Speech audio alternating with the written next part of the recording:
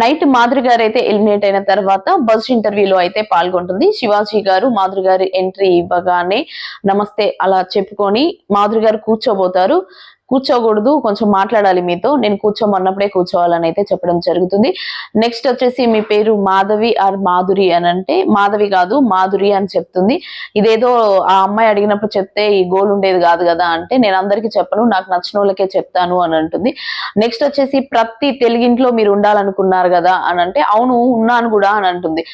ప్రతి తెలుగింట్లో మీరుంటే ఎందుకు బయటకు వచ్చారు అని అంటాడు శివాజీ గారు.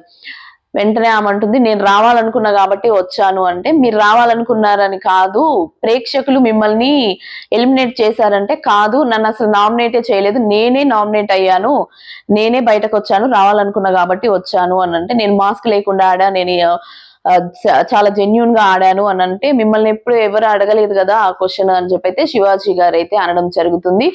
తగ్గేదేలే అన్నట్టు మాధురి గారు అయితే సమాధానం చెప్పారని నేను అనుకుంటున్నాను. మీరేమనుకుంటున్నారు అనేది కామెంట్ చేయండి.